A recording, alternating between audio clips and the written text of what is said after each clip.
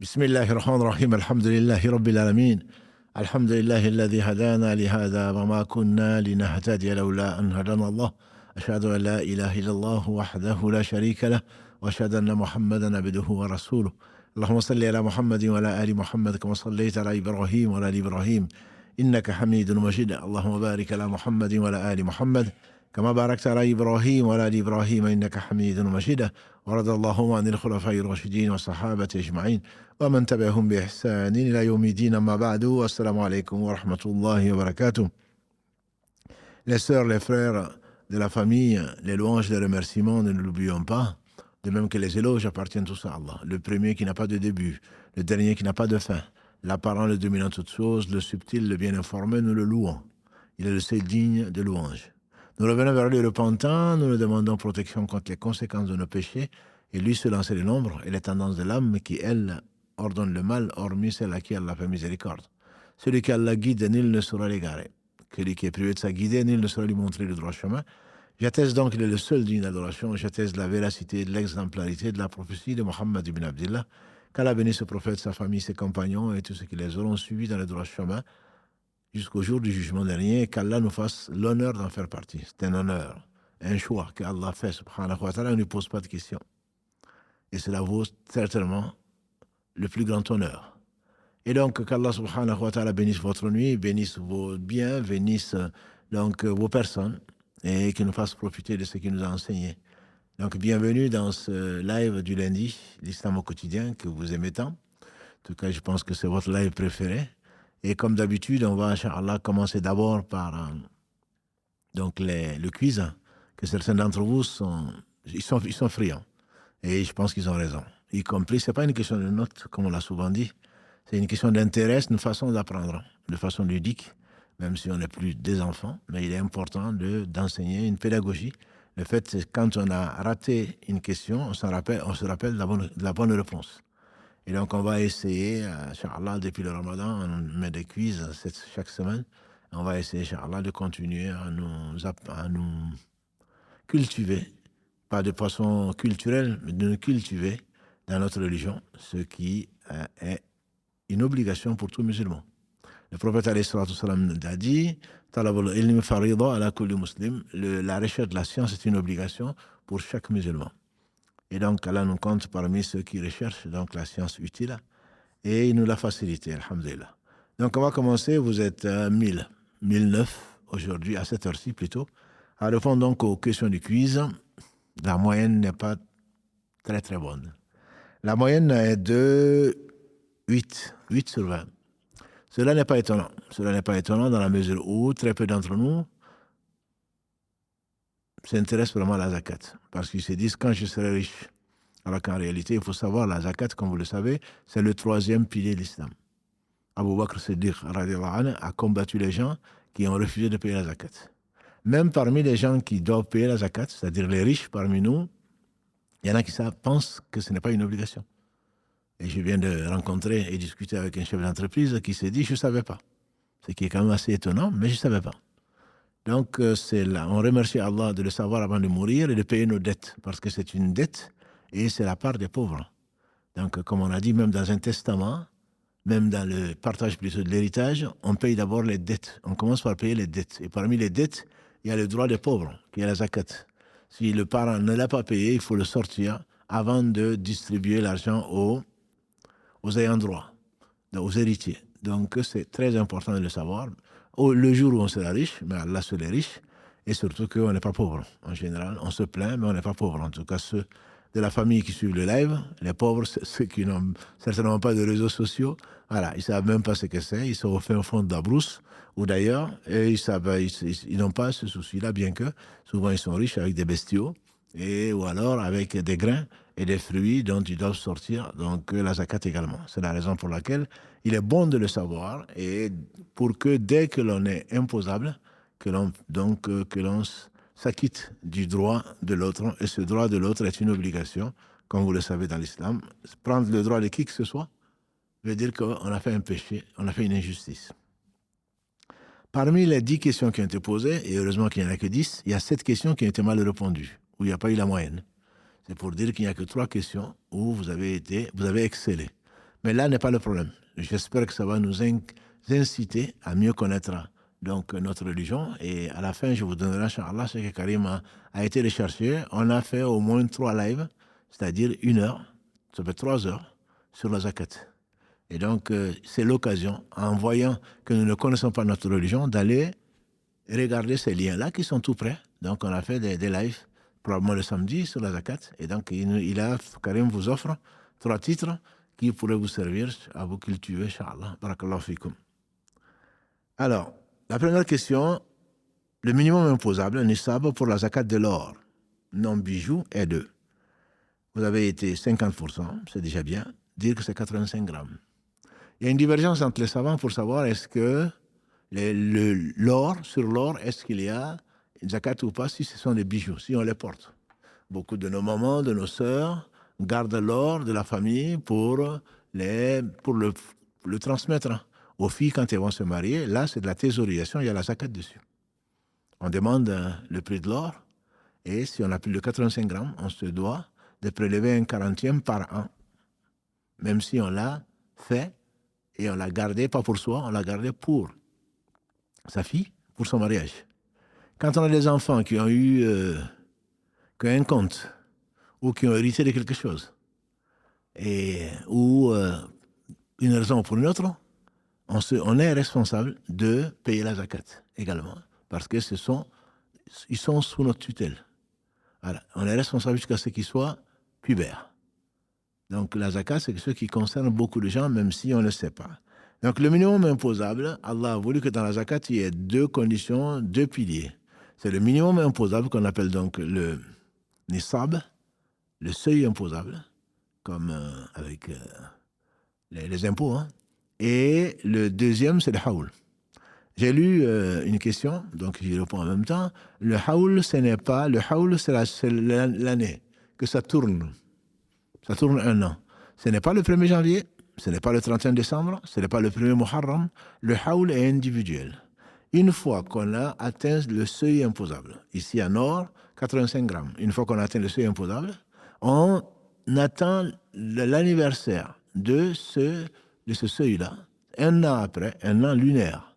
Parce que dans chaque 32 ans solaires correspondent à 33 ans lunaires, puisque le mois lunaire a 29 ou 30 jours. Le mois solaire a 30 ou 31 jours, sauf le mois de février. Ce qui fait que chaque année, c'est la raison pour laquelle, quand nous jeûnons, par exemple, le ramadan, cette année va être soit le 28 février, soit le 1er mars. Alors que l'année dernière, c'était plutôt vers le 10 mars. Donc, 10 jours de moins. Chaque année, c'est 10 jours de moins. Donc, le haoul, payer la zakat, ce n'est pas, comme certains disent, c'est Ashura. C'est-à-dire, le 10 Muharram, on va payer la zakat. Non. Si moi, mon seuil atteint, c'est pendant le mois de Ramadan, c'est chaque Ramadan que je dois payer si le seuil est toujours maintenu ou au-dessus, j'ai plus que ce qu'il faut payer, ce qui fait donc le seuil imposable. Imaginons que j'ai 10 000 € et que je l'ai constaté, j'ai atteint ces 10 000 €. Je l'ai atteint donc le 1er Ramadan. Je ne suis pas imposable. J'attends le 1er Ramadan prochain. Est-ce que je suis toujours au-dessus du seuil imposable, qui aujourd'hui en euros est estimé à 6 000 ou 7 000 €, ça dépend de la situation géopolitique dans le monde. Le prix de l'or change. Donc, imaginons que ça reste à 7 000 €. Si le 1er Ramadan prochain, je me retrouve avec 5 000 €, je ne suis pas imposable. Par contre, si le 1er Ramadan prochain, j'ai toujours 10 000 ou plus, je me dois de prélever un 40e et de donner à plus nécessiteux. Même si, je précise, certains disent j'économise pour aller au Hajj. Mais j'économise pour faire ceci. Mais c'est des économies. Il y a des gens qui ne peuvent même pas économiser, ils n'ont pas de quoi manger. Si tu l'économises pour aller au Hajj, tu dois prélever chaque année un 40e. Un 40e, ce n'est pas beaucoup quand même. Par rapport à ce que Allah nous a donné, c'est 2,5%. C'est le droit du pauvre. Et donc, tu es imposable si tu économises et que la somme que tu as économisée atteint donc ce nisab-là. Pour l'or, c'est 85 grammes. Le moment de la révélation, l'or et l'argent, 85 grammes d'or équivalait à 595 grammes d'argent. Donc, c'est la deuxième question. Le nisab de l'argent, métal, est de combien? Il est de 595 grammes. Vous avez été 34% à avoir la bonne réponse. Ce n'est pas l'argent liquide. L'argent liquide est plutôt considéré comme de l'or, entre guillemets, l'or étant la valeur refuge. Mais quand on a de l'argent métal, 595 grammes d'argent, on a vu la semaine dernière, on a parlé donc des 200 dirhams, et qui équivalent à 595 grammes. Donc, vous auriez dû avoir une bonne réponse, puisque ce n'est pas plus tard que la semaine dernière, que lundi dernier, qu'on a parlé de cela, pour rappel. Mais il y a les 3 vidéos dont je vous parlerai, Inch'Allah. Donc, l'argent, 595 grammes d'argent, 200 dirhams de l'époque, correspondait à 20 dinars, c'est-à-dire à 85 grammes d'or. Maintenant, c'est 10 fois plus. La valeur de l'or a tellement augmenté, ou la valeur de l'argent a tellement baissé, que 595 grammes est le seuil imposable pour l'argent. Les savants divergent d'ailleurs, et la majorité des savants disent que le nisab, c'est-à-dire on doit le calculer en argent, parce que c'est ce qui profite aux pauvres. Puisque si tu as 700 € aujourd'hui d'économiser, tu dois sortir, un an après, tu dois sortir la zakat. Alors que si on le compte en argent, tu sais 85 grammes d'or, ce qui équivaut en réalité à 7 000 €. Donc 10 fois plus. Donc les pauvres n'auront pas leur part entre celui qui a comme économie 700, entre 700 et 7 000. Et donc il y en a probablement une bonne partie qui ne seront pas imposables. C'est pour cela qu'il y a un avis majoritaire qui dit qu'il faut plutôt considérer les 700 €, je parle de ceux qui sont d'Europe, ceux qui sont en Afrique ou d'ailleurs ils demandent à combien correspondent les 85 grammes d'or ou les 595 grammes d'argent. Et à ce moment-là, le taux est connu. Sinon, vous allez dans les mosquées, vous demandez aux imams. Normalement, ils doivent le connaître. Troisième question. Il y a de la zakat sur les récipients et couverts en or et en argent si leur poids atteint le nisab. La réponse est non. Et vous avez été nombreux, 44% à dire que oui. Non, il n'y en a pas. Je préfère vraiment que vous répondiez, je ne sais pas. Ce n'est pas parce que les instruments, les ustensiles en or et en argent, qui sont interdits d'ailleurs, c'est interdit dans l'islam de manger, ça n'a pas été fait pour ça. Quand on va chez les pseudo-riches, des gens qui se considèrent comme riches, ils se font un plaisir de nous servir dans des plats et de nous donner des ustensiles en or et en argent, c'est interdit. Celui qui les utilise dans ce monde, il risque fort de ne pas les utiliser dans l'au-delà. Donc c'est interdit, c'est du gâchis. C'est de l'orgueil, c'est tout ce qu'on veut, c'est interdit. Mais quand on le donne, on ne doit pas s'en servir et il n'y a pas de zakat dessus. Quatrième question, nous devons payer la zakat sur les pierres précieuses, diamants, rubis, émeraudes. Vous avez été 43% à dire oui, mais la réponse est non. Et non, ce n'est pas toi qui définis, c'est Allah qui définit. Sur ceux-là, les pierres précieuses, il n'y a pas de zakat dessus. Voilà, que ce soit donc du diamant ou autre chose, tu me diras oui, mais et l'or? Ce n'est pas toi qui décides, ce n'est pas par la raison qui amène ça, c'est parce que l'or était utilisé comme pièce et l'or servait, alors que le diamant était plutôt quelque chose que l'on stockait et qui ne servait pas dans le commerce. C'est l'une des sagesses pour lesquelles le diamant et le reste ne sont pas donc imposables, alors que l'or et l'argent le sont.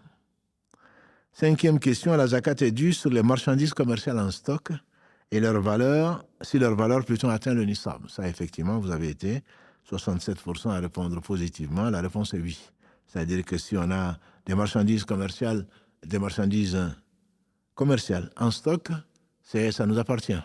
Imaginons quelqu'un qui est dans la vente de voitures, de luxe ou pas, qui va les chercher, il a investi tout ce qu'il a dans les voitures. Il va dire non, je ne suis pas imposable. Si, parce que le stock a une valeur. C'est la valeur de la marchandise au cours du jour ou à ce moment-là. Donc, c'est effectivement imposable. Sixième question, nous devons rajouter la valeur donc des marchandises en stock à l'argent épargné pour calculer le nisab. Oui, vous avez été 55% à répondre oui, effectivement, puisqu'il y a une valeur sûre qui est en stock et il y a une valeur qui est liquide. On doit faire la somme des deux et on doit sortir la zakat donc sur cela. Septième question, la zakat est due sur la maison habitée si elle nous appartient. La réponse est non. Et vous avez été brillant, 83% à dire non. Il n'y a pas de zakat sur ce qui est construit. On a dit, la zakat, même si c'est un hôtel, même si c'est autre chose, la zakat, c'est sur les loyers, si bien sûr, au bout d'un an, on atteint le seuil imposable. Ce n'est pas sur la construction. À moins qu'on a dit qu'on a construit des hôtels, on a construit des maisons pour les vendre. Là, c'est l'investissement. On ne les habite pas, on n'en profite pas, mais on veut les vendre. Auquel cas, c'est du stock. C'est considéré comme du stock. Là, il y a de la zakat. Mais quand on y habite, même si ça nous appartient, il n'y a pas de zakat dessus. 8e question, le nisab pour les bovins. Je sais que beaucoup d'intellectuels n'ont pas de bovins, mais on a beaucoup de frères, alhamdoulilah, et je reçois des questions du Sénégal en particulier, du Mali, du Niger, de Guinée. Il y a des frères, alhamdoulilah, qui sont éleveurs et qui élèvent des bovins ou des ovins. Donc le bovin, on a dit la semaine dernière, c'est 30 minimum. Il faut 30 têtes minimum et vous avez été 32%. 32%. Beaucoup ne savaient pas, mais à la limite, c'est pas grave. C'est pas grave quand on n'est pas imposable, entre guillemets. Et quand vous aurez des bovins, ne pensez pas que vous n'êtes pas imposable. Vous êtes imposable. C'est pas parce que vous avez des bovins, vous n'y pensez même pas. Oui, parce que c'est pas de l'argent liquide, mais c'est une valeur sûre. Les bovins, les ovins, donc le bétail, c'est une valeur. Tu achètes et tu vends, et tu ne l'achètes pas que pour manger. Donc, les éleveurs sont imposés. Donc, en fonction, donc, pour les bovins, c'est le minimum imposable, c'est 30. Pour les ovins, question 9, c'est 40 têtes. Voilà, les ovins, j'ai expliqué, puisque parfois, on dit que c'est compliqué. Ovins, il faut aller sur Google, mais les ovins sont les moutons, et les caprins, ce sont les chèvres. Donc, on en a, même au village, il y a beaucoup de gens qui ont. Donc, une fois qu'on a 40 têtes, donc, on se doit de payer la zakat, et c'est connu. On ne va pas rentrer dans le détail.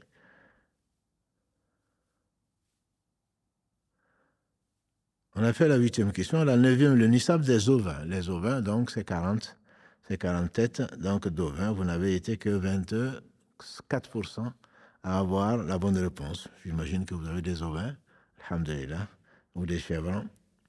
Mais il faut le connaître. Il faut le connaître parce que c'est Allah qui l'a défini par la voie de son prophète. Pas de zakat sur les bovins quand on a moins de 40. Pas sur les chameaux quand on a moins de 5. Pas sur les ovins quand on a moins de 40, etc. Voilà. Donc, le nisab des grains et des fruits, vous avez été encore moins nombreux. Vous avez été encore moins nombreux, mais cela me paraît indispensable pour l'enseignement et pour la complétude de l'enseignement. Donc, pour la 10e question, les grains et les fruits, donc qui se conservent, le nisab est de 60 sa'a. On en a parlé la semaine dernière. 60 sa'a. Et le sa'a, comme on l'a dit, c'est la mesure donc de 4 fois les demi-pleines du prophète sallam, qui était un homme moyen. Donc, aujourd'hui, on estime que quand on mesure, donc ceci, et il y a un frère, Barakallahu fi, de Guinée, et du Sénégal plutôt, qui m'a écrit la semaine dernière après l'émission du lundi pour demander. Et nous, ce qu'on fait, c'est que une fois qu'il y a la battue, une fois qu'il y a les graines, et on compte sur chaque 10 sacs, le 19, 10 sacs, on met un sac de côté pour zakat. C'est effectivement ça qu'il faut faire. C'est effectivement ça qu'il faut faire, ça revient exactement à la même chose, puisque c'est un dixième. Donc, si ça a été arrosé par l'eau de pluie. Voilà. Donc, c'est effectivement comme ça qu'il faut faire. C'est pas la peine de peser forcément, mais c'est 60 sa'a au lieu de mesurer 60 sa'a, mais on sait qu'on est redevable, on n'a plus que 60 sa'a, donc on peut faire sur chaque sac, sur chaque 10 sacs, on met un sac de côté qu'on donne donc aux nécessiteux, c'est leur droit. Voilà donc les 10 questions, et la semaine prochaine, Inch'Allah, on traitera à nouveau la zakat, et préparez-vous donc à un nouveau quiz, et j'espère que vous aurez, alhamdoulilah, déjà profité de ce qu'Allah subhanahu wa ta'ala nous a enseigné. Et Karim m'a donné donc les titres de 3 vidéos qui sont sur notre chaîne YouTube. Il suffit de taper Mosquée Mirail. Donc, les catégories de bénéficiaires de la zakat, les biens concernés et les ayants droit de la zakat, statut, mérite et ayants droit de la zakat. Donc, on a 3 vidéos qui vous attendent. Et alhamdulillah, si vous êtes vraiment intéressé, parce qu'à la fin de l'émission, comme Karim le disait, il y avait énormément de questions sur la zakat. C'est bien de se poser des questions, pour faire un peu de recherche aussi. Et c'est sans transition, c'est notre problème, entre autres. On en parlera, Inch'Allah, la semaine prochaine. C'est qu'on est des consommateurs. Un musulman est producteur. Un musulman est un producteur. C'est-à-dire qu'on donne, on ne prend pas. On ne prend pas, quand on n'a pas, bien sûr, on demande, comme la science, etc. Là, on devient producteur parce que quand on sait, on va enseigner, ce qui n'est pas souvent le cas. Imam, est-ce que ceci, imam, est-ce que cela? On ne fait aucun effort, finalement, pour chercher. Et quand on ne trouve pas, bien sûr, demandez, surat 21, verset 7, demandez aux gens qui savent si vous ne savez pas. Mais ça veut dire que tu as cherché. Nous, c'est tellement facile, on ne va même pas sur Google. Alors que sur Google, bien sûr, il y a à boire et à manger, mais on peut avoir des réponses à beaucoup de questions avant de les poser, spécifiquement lundi, attendre lundi, par exemple, ou envoyer sur différents supports que vous savez, on a plus de 2000 messages non répondus. On remercie Allah de nous avoir choisis pour cela, mais en même temps, ça prouve parfois vraiment que les gens sont paresseux et consommateurs. Et ceci et cela, à peine tu leur écris, mes frères et mes sœurs savent de quoi je parle, on leur répond, on n'a pas fini de répondre, qu'ils reposent une autre question, comme si on n'avait que ça à faire. Non, alhamdoulilah, on ne s'ennuie pas du tout. C'est la raison pour laquelle d'ailleurs on va probablement changer le format de l'émission du live de lundi, parce qu'il y a énormément de questions écrites et des personnes sont frustrées de ne pas pouvoir passer au travers du filtre, et d'autres, en Afrique en particulier, ne peuvent pas avoir accès au direct. Donc on a 90, voire plus, de questions qui sont posées, plus que les questions qui sont orales. Donc on est en train de réfléchir avec Karim pour changer, être plus équitable, avec les milliers que vous êtes donc à suivre cette émission-là avec intérêt. Donc on va essayer de privilégier, à partir de la semaine prochaine, peut-être même cette semaine, on ne prendra pas de questions orales avant 22h déjà, pour aujourd'hui. C'était pour vous avertir qu'on va chercher un équilibre. Il y a beaucoup plus de questions écrites que de questions orales, soit par pudeur, soit parce qu'on n'arrive pas à nous contacter. J'ai eu beaucoup de plaintes, beaucoup de souhaits de vouloir passer à l'antenne. Ils ne pouvaient pas. Les numéros affichés que Karim vous affiche ne sont pas joignables, etc. Et je sais que vous faites beaucoup, vous êtes patient pour passer à l'antenne, mais là, ce n'est pas la peine de téléphoner avant 22h, en tout cas aujourd'hui. Et pour les semaines à venir, on va privilégier les questions écrites pour que tout le monde en profite. Dans la mesure où parfois, les questions qui sont posées, ceux qui passent à l'antenne, ce n'est pas nous qui les sélectionnons. Et il se trouve que parfois, les questions sont très, très personnelles. Et donc, les autres n'en profitent pas. Les autres n'en profitent pas et parfois ils quittent, parfois ils s'ennuient, parfois ils se mettent à répondre, tchatcher, et en donnant les réponses qu'ils pensent l'être. Mais ça, Inch'Allah, on va en parler la semaine prochaine. Aujourd'hui, donc, j'ai promis, walillahi alhamd, Allah m'a permis de faire des recherches sur l'excision. Une sœur, vous vous rappelez, lundi dernier, a posé la question sur l'excision. Et d'ailleurs, c'est l'occasion de vous rappeler que au cours d'une discussion, entre nous, on n'est pas d'accord. Qui sommes-nous pour ne pas être d'accord? Pour discuter des choses de l'islam? Non. On demande. Que dit l'islam de ceci et cela? Et pas, moi je crois que, moi je pense que. Non. L'islam, ce n'est pas un self-service où on vient, on dit ce qu'on veut. On dit que Omar, et parfois on dit que c'est Abu Bakr, dans la sourate 80. Wa Abba. Abba est connu dans la langue arabe. On lui aurait demandé, à l'un des deux meilleurs hommes que la terre a portés après les prophètes, on lui aurait demandé qu'est-ce que ça veut dire Abba. Il a dit quel ciel va me couvrir et quelle terre va me supporter si je dis d'Allah, le livre d'Allah, ce que je ne connais pas. Donc on s'amuse beaucoup. C'est l'impression que TikTok, Instagram et machin, on discute entre nous, on n'est pas d'accord. Mais qui sommes-nous pour ne pas être d'accord avec quoi? Depuis quand on a reçu des révélations autres que sataniques? Depuis qu'on se permet de discuter des choses qu'on ne connaît pas. Et ça, on n'a pas le droit de discuter de ce qu'on ne connaît pas. Quand on ne connaît pas, on apprend. Et donc, entre autres, pour cette question sur l'excision, les gens en discutent. C'est permis? Non, c'est pas permis. Non, je crois que c'est permis. Il suffit de faire un peu de recherche, alhamdoulilah. Allah nous enseigne ce qu'on ne sait pas. Et donc, les formes d'excision d'abord, je pense que beaucoup ne le savent pas. Malheureusement, il y a 4 formes qui sont connues. Enlever donc le demi-prépuce, Deuxièmement, l'ablation complète du clitoris, plutôt qu'on appelle clitoridectomie, rejetée donc par l'islam en raison de nuisances. Ensuite, la troisième façon, c'est la clitoridectomie et les petites et les grandes lèvres. Donc, c'est ce qu'on appelle la circoncision pharaonique. C'est-à-dire, c'est vraiment l'ablation, entre guillemets, c'est une mutilation, carrément. On verra tout à l'heure, Inch'Allah. Quatrièmement, c'est l'infibulation. L'infibulation, c'est placer un anneau entre les grandes lèvres ou carrément les coudre.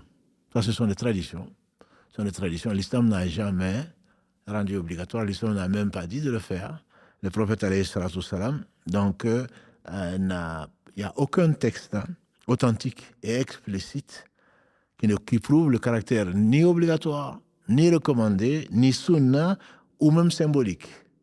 On trouve chez les Malikis, on dit que c'est plutôt recommandé. Symbolique ou honorifique chez les Hanafites et chez les une partie, en tout cas, un des avis des Hanbali. Mais le hadith est faible. Obligatoire chez les Shafi'i et une partie des Hanbali. C'est une pratique qui était connue d'usage du temps du prophète sallam chez les Arabes. Aïcha dit, dans un hadith, celui-là authentique, rapporté par l'imam Tirmidhi et Ibn Majah, Allah dit, et Aïcha dit, lorsque l'homme se met entre les 4 membres de sa femme et que les 2 parties circoncises se touchent, le ghusl devient alors obligatoire. Donc quand il y a des relations conjugales et que ce n'est pas au travers d'un habit ou quoi que ce soit que les deux sexes, c'est ce qu'il appelle les 2 circoncis. Et là, la preuve, ça ne veut pas dire qu'il faut le circoncire. Ça veut dire que c'est comme ça que ça se passait à l'époque. Cela ne veut absolument pas dire que c'était une obligation. Donc, c'est quelque chose qui a été hérité, entre guillemets, chez les Arabes, et peut-être ailleurs, parce qu'en Afrique orientale et ailleurs, ils vont carrément jusqu'à l'infibulation, et donc qui est encore pire que l'ablation, parce qu'ils vont carrément coudre, parfois. Donc, le sexe féminin, tout ceci, parce qu'on a peur de sa féminité, ou on a peur qu'elle prenne plaisir et qu'elle soit tentée par des hommes, etc., etc. Et donc ça, c'est quelque chose qui a amené les hommes, et pas l'islam, à l'imposer. Parce que quand on regarde les avis des savants, notamment de ce que l'on peut trouver dans Ibn Qudama, qui est une référence al-Mughni de l'école Hanbali, ce qui est écrit, c'est que l'intérêt prime et que ce n'est pas une obligation, ça c'est sûr. L'intérêt prime, on ne nuit, Allah, le prophète sallam a dit, on ne nuit ni ne cherche à nuire. Dans l'islam, ni on ne nuit, ni on ne cherche à nuire. Donc c'est l'imam Malik, Ahmad et Ibn Majah et Daraqutni qui ont rapporté donc ce hadith. Donc là, on va se référer à quoi? À la science. Que dit la science? Est-ce qu'on nuit à la femme ou à la jeune fille à qui qu'on veut exciser, ou à la jeune femme qu'on veut exciser? Je rappelle simplement que, d'après l'OMS, il y a 200 millions de jeunes filles et de jeunes femmes qui sont concernées dans 30 pays. Plus de 30 pays. Principalement à l'ouest et à l'est de l'Afrique, également que le nord-est de l'Afrique. Certains pays d'Asie et du Moyen-Orient. La science considère que l'excision est une mutilation, fait partie des mutilations sexuelles. Intervention incluant donc l'ablation soit partielle, soit totale des organes génitaux externes féminins pour des raisons non médicales. C'est comme ça qu'on le définit, l'excision, considérée par le droit international, considérée comme une violation des droits des jeunes filles et des jeunes femmes. Droit à la santé, à la sécurité, à l'intégrité physique, être à l'abri de la torture, ce que c'est considéré parfois comme de la torture, et les traitements cruels, inhumains et dégradants, droit à la vie même, parce que certaines jeunes filles donc meurent pendant ces mutilations-là que les coutumes leur imposent. Et bien entendu, de ce point de vue, ça ne peut être que interdit. Pour l'OMS et pour l'UNICEF, l'OMS, l'Organisation mondiale de la santé, et l'UNICEF, c'est la protection des enfants, il n'y a aucun bienfait pour la santé donc de pratiquer l'incision. C'est la raison pour laquelle dans beaucoup de pays, et de plus en plus, sa pratique a été interdite. Comme les choses ont évolué, avant on pensait que ceci, maintenant que la science démontre que pour la cigarette ou pour autre chose, on disait que c'était macro, que c'est quelque chose de déconseillé, aujourd'hui les savants sont quasi unanimes pour dire que c'est interdit.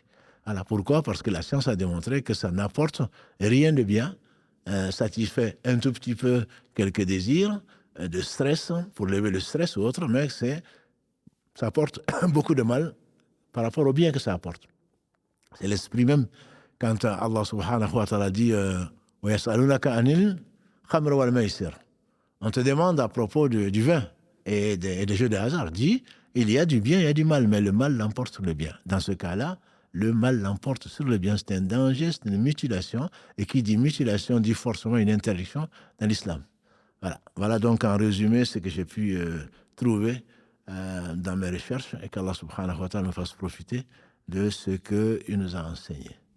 Donc, comme promis, j'espère que la sœur qui a posé la question et bien d'autres ont suivi cela, ou pourra le retrouver dans le podcast donc, que Karim va mettre, Inch'Allah, probablement demain, en tout cas dans les 48 heures, que vous pourrez trouver sur notre chaîne donc, YouTube. Donc, comme promis, je vais essayer de répondre à quelques questions écrites aujourd'hui en priorité, avant de passer donc à quelques appels en direct. La première question, donc, c'est une sœur qui, quand j'ai dit la semaine dernière que le mariage forcé était invalide, elle écrit, et je lui ai répondu en privé, et que dire alors ? Dans le rite maliki, on dit que donc, le tuteur peut donner son accord pour donner sa fille en mariage. Oui, mais le prophète sallam a dit qu'il n'y a pas de mariage valide sans tuteur et deux témoins intègres. Et on a dit, donc, et la fille, son consentement, le prophète a dit son consentement, c'est le silence. C'est-à-dire, si elle disait qu'elle n'était pas d'accord, le tuteur n'a pas à donner son accord. Une femme est venue trouver le prophète en disant, mon père m'a donné un mariage sans mon accord. Le prophète a dit, divorce. Elle a dit, non, je l'aime. Je voulais simplement que les femmes sachent, ou que le père plutôt sache, qu'ils n'ont pas le droit de donner en mariage leur fille sans leur accord. Donc, le prophète a dit divorce, parce que tu as le droit de choisir ton mari.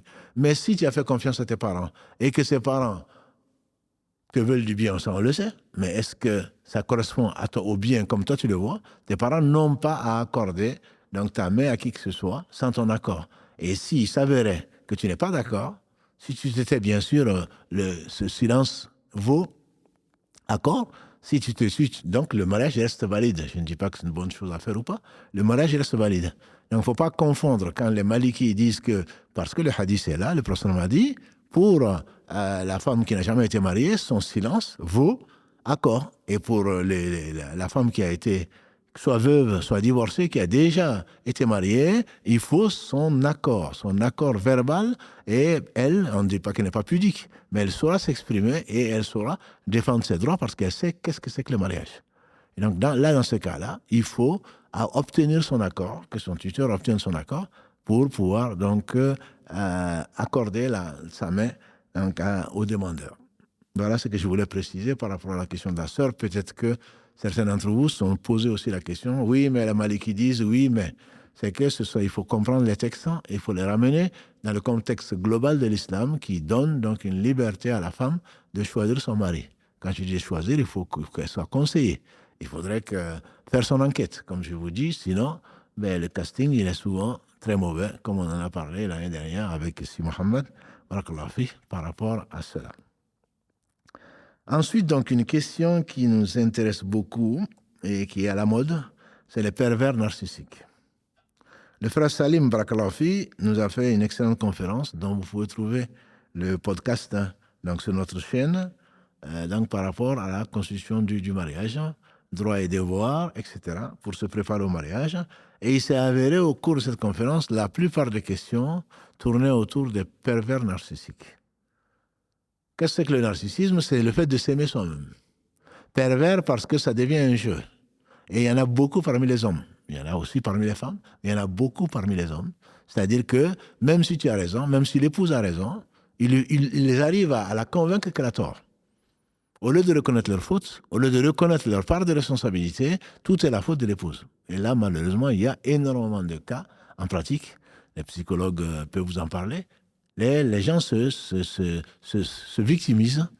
C'est toujours eux qui se victimisent. Les maris se victimisent et c'est toujours la faute de l'épouse. Elle fait pas ceci, elle fait pas cela, et voilà, etc., etc. Et donc la femme finit, l'épouse finit par croire qu'elle est effectivement mauvaise. Et ça, donc, ceci permet à l'homme de rester avoir sous son emprise cette épouse. Par exemple, s'il fait de la fornication, qui s'appelle l'adultère, tout simplement, il va lui dire, non, mais c'est parce que tu ne m'as pas donné mon droit. Ce n'est pas parce qu'elle n'a pas donné le droit, c'est ton droit, effectivement. Elle a également un droit, mais ce n'est pas parce que je ne t'ai pas donné ton droit que tu as le droit, toi, de trahir le contrat de mariage et d'aller voir ailleurs. Non, ce n'est pas ton droit. Et si je suis comme ça, si je suis nerveux, c'est parce que chaque fois tu es là en train de me demander ceci et cela. Non, ce n'est pas une raison. On discute, on essaie de résoudre le problème. Si on s'entend, alhamdoulilah, on continue ensemble. On ne s'entend pas, on arrête, mais ce n'est pas toujours la faute de l'autre. Et je vous assure que quand il y a un conflit, en général, et vous le savez très bien, c'est plutôt 50-50. C'est rarement 1 pour 99%. Moi, je n'ai que 1%, elle, c'est elle qui a 99% de fautes. À supposer même que ce soit ça, je dois me concentrer sur mon 1% et le reconnaître pour essayer d'améliorer les relations dans le couple. Et pas toujours accuser l'autre. Donc, c'est ce qu'on appelle les pervers narcissiques. À force d'accuser l'autre, ils finissent par convaincre l'autre que la personne, elle est en faute. Donc, mais la question qui a été posée ici, c'est les pervers narcissiques que l'on trouve dans les familles, notamment les belles-mères ou la mère. Les mères, les belles-mères, parfois, sont à la source de beaucoup de problèmes et amènent beaucoup de nos sœurs à divorcer. Ton mari, toi, tu ne connais pas les hommes. Il ne faut jamais faire ça. Il faut faire ceci. Si tu ne fais pas ça, je vais te maudire. Si tu ne trouves pas ça, je vais te maudire, etc., etc. Donc, il y a beaucoup de nos sœurs qui marchent dans cette combine-là et qui regrettent bien après, quand elles ont divorcé avec plusieurs enfants et que finalement, elles se retrouvent qu'avec une mère, et elles sont divorcées et elles vont être accusées d'être de mauvaises filles, de mauvaises mères, de divorcées, indexées, et puis finalement on va se rendre compte que cette mère fait ça avec d'autres filles, etc., pour les rendre divorcées, pour que leur mari divorce ou qu'elle divorce, et ensuite vont se retrouver pour être manipulées par cette même mère dans la famille et deviennent des bonnes. Ça existe, malheureusement ça existe. Donc quand une épouse a affaire à un époux et avec sa mère, c'est son intérêt, l'intérêt du couple qui passe. Entre décisions prises en commun à la maison, dans le couple, et l'ordre d'un parent, une fois qu'on est marié, c'est l'ordre donc du couple qui passe avant. C'est l'intérêt du couple qui passe avant. Ils nous ont aidés, qu'Allah les bénisse, ils nous ont nourris, ils nous ont abreuvés, ils nous ont fait beaucoup de choses. C'est pour cela qu'on se doit vraiment de les respecter, de les aimer, de les servir. Mais ça ne veut pas dire qu'on reste des jouets entre leurs mains, toujours avec l'épée Damoclès, en disant que si je ne fais pas ça, ma mère va me maudire. Si je ne fais pas ça, mon père va me maudire. Non. Ils ont aussi des pères et des mères qui auraient pu les maudire. Et surtout, parfois, la belle-mère, elle prend les belles-filles en otage. Parce que leur belle-mère, à elle-même, les ont soumises, et donc elles veulent avoir des esclaves à la maison, et ce n'est même plus la femme de leurs enfants, ou la femme de leurs fils. Donc il y a une manipulation des propres mères, et la seule qui pose la question, c'est quelle est la part de responsabilité. Quand ceci arrive souvent, il faut aller voir le psychologue, que je ne suis pas, c'est souvent parce que les personnes ont des problèmes psychologiques, entre guillemets, c'est une faiblesse. On joue sur donc, la faiblesse de sa fille en disant que elle a peur d'être maudite, en disant que elle a toujours besoin de la vie de quelqu'un. Donc tant qu'à faire, on met la mère la mère plutôt essaie de la mettre donc sous sa coupe. Et ça, bien entendu, on a chacun une part de responsabilité. Si elle est faible, Allah seul sait. Mais si elle est responsable de ce qu'elle fait, elle s'est laissée manipuler, elle s'est laissée divorcer, elle s'est laissée influencer, donc elle a une part de responsabilité. C'est pas parce qu'on a été manipulé par un pervers narcissique qu'on n'a pas de responsabilité. Allah sait tout. Allah sait tout et Allah va juger tout un chacun. Si c'est quelqu'un qui n'est pas responsable, alhamdulillah, parce que pour déficience mentale ou je ne sais quoi d'autre, la personne, la plume est levée. La plume est levée, elle n'est pas responsable. Par contre, tu t'es laissé manipuler par quelqu'un, mais tu es aussi complice. Il faut demander pardon à Allah, demander pardon aux gens que tu as rendus malheureux, entre guillemets, ou que tu as contribué à leur malheur, et te retrouver, te ressaisir, te repentir, et demander pardon à Allah, demander pardon ensuite à ces créatures, pour pouvoir revivre ou te construire toi-même, et construire autour de toi et avec toi, donc une famille qu'on espère être heureuse ici-bas, avant l'au-delà. Donc, il ne faut pas démissionner, il ne faut pas penser que non, je ne suis pas responsable parce que ma mère est pervers narcissique. Je ne suis pas responsable parce que c'est mon mari qui m'a manipulé. Non. Ton mari t'a manipulé, c'est que tu es manipulable. Tu as été manipulable. Tu as cru à ce qu'elle a dit, tu as cru à ce qu'il a dit. Et donc, il ne faut pas se déresponsabiliser. Encore une fois, tu as probablement des excuses et Allah sait donc, ce qu'il t'a donné comme capacité de réflexion et capacité de décision. Et c'est en fonction donc de ces capacités que Allah t'a donné que tu seras jugé. Et personne ne peut te dire que tu n'es pas responsable si ça peut te rassurer. Allah sait que tu es responsable, au moins en partie, de ce qui t'est arrivé. Une question a été posée sur les 70 000 qui entreront au paradis sans rendre des comptes, qu'Allah nous compte parmi ceux-là. Le prophète sallallahu alayhi wa sallam a dit les umam m'ont été présentés. Le hadith, il est rapporté par les deux, le Bukhari et Muslim. Les communautés m'ont été présentées, ils ont défilé dans un songe. Et j'ai vu un groupe énorme, une grande communauté. J'ai dit, voici ma communauté. L'ange me dit, non, ça c'est celle de Moïse. Ça c'est celle de Moïse.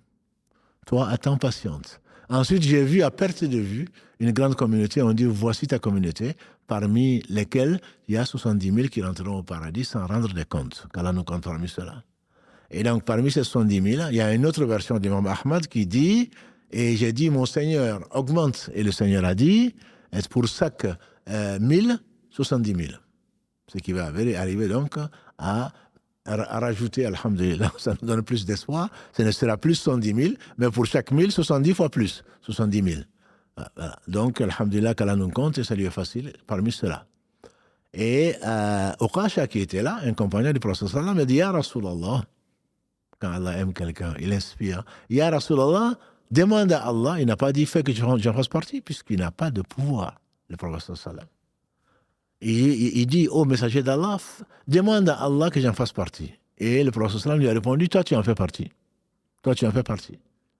Et un de ses voisins, dont on ne connaît pas le nom, il a dit, et moi aussi, demande à Allah. Le prophète sallam a dit, Uqasha t'a dévancé.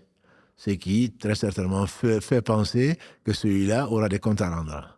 Mais Allah sait, il est miséricordieux. On ne sait pas si il va faire partie des gens qui rentreront au paradis sans avoir des comptes. Et Uqasha, on est sûr qu'il en fait partie.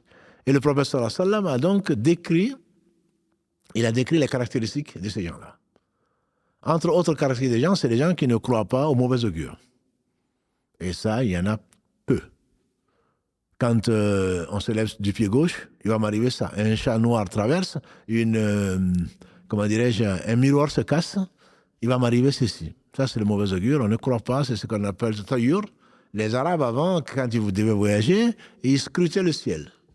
Quand ils voient un groupe d'oiseaux voler, si les oiseaux volent à droite, ils disent le voyage va être bon. Si les oiseaux volent vers la gauche, ils décident d'annuler le voyage. Non.